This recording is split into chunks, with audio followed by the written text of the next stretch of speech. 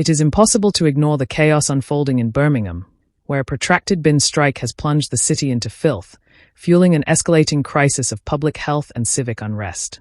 The image of thousands of rat-infested black bags piling up, tainting public spaces, is more than just an eyesore. It is a devastating indictment of the failure of local governance and the hollow promises of those who claim to represent the working class. This strike is not merely about rubbish collection.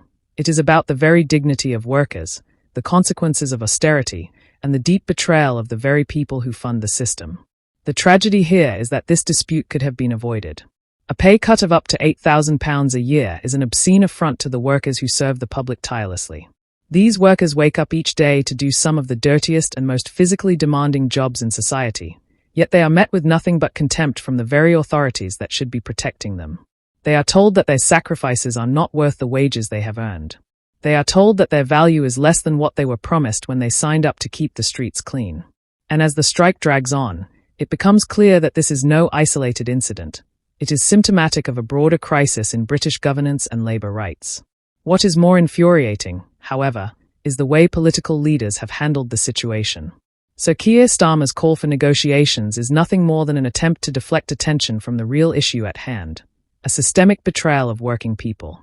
The Labour Party, which should be the natural champion of these workers, has instead sided with the council, echoing the tired narrative that the workers must compromise while the very architects of this crisis, Birmingham's ruling officials, are allowed to sit comfortably in their ivory towers.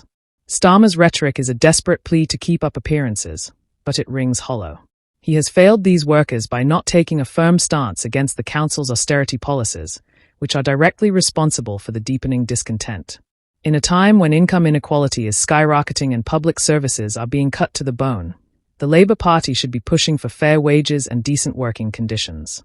Instead, it is kowtowing to a neoliberal agenda that has no respect for the people who do the most essential work.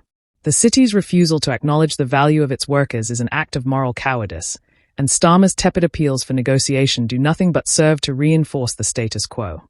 His leadership fails to inspire. It serves only to appease the powerful while the lives of ordinary people are destroyed. The union, Unite, has been right to call out this betrayal. Workers waking up to an £8,000 pay cut are not just victims of poor governance. They are victims of an ideological war that has been waged on the working class for decades. These cuts, disguised as necessary austerity, are a direct consequence of decisions made by the Birmingham City Council, decisions that prioritized financial bookkeeping over the well-being of the people who keep the city running. It is easy to blame the workers, as the government and media have done.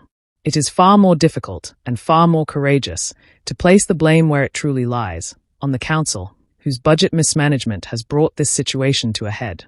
In this context, the demands of the bin workers are simple: fair pay for fair work. This is not some radical or unreasonable ask.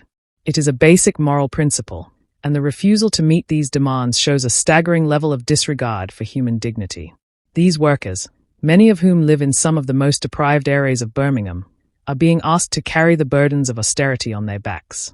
They are not asking for luxury. They are asking for the right to make a living wage, to be treated with respect, and to be given the same rights and protections as any other worker in the country. Let's be clear.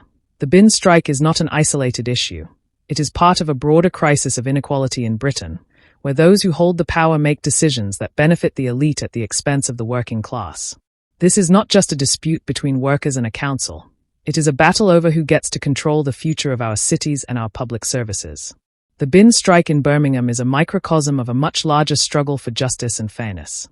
It exposes the ugly truth that working-class people are being sacrificed in the name of austerity, while those at the top continue to enjoy the fruits of their privilege. So, what needs to happen? First, the city must take immediate action to resolve this strike by ensuring fair pay and better working conditions for its refuse workers. This is a simple issue of justice, and no political party, least of all the Labour Party, should shy away from doing what is right. Second, we need a fundamental shift in how we view public sector workers. These are not just people who pick up trash. They are the backbone of our society, and their work must be valued accordingly.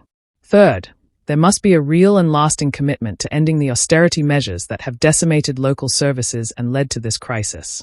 Ultimately, the situation in Birmingham serves as a powerful reminder of the fragility of public trust. If the authorities cannot even ensure basic services like waste collection, How can they be trusted to manage more complex issues?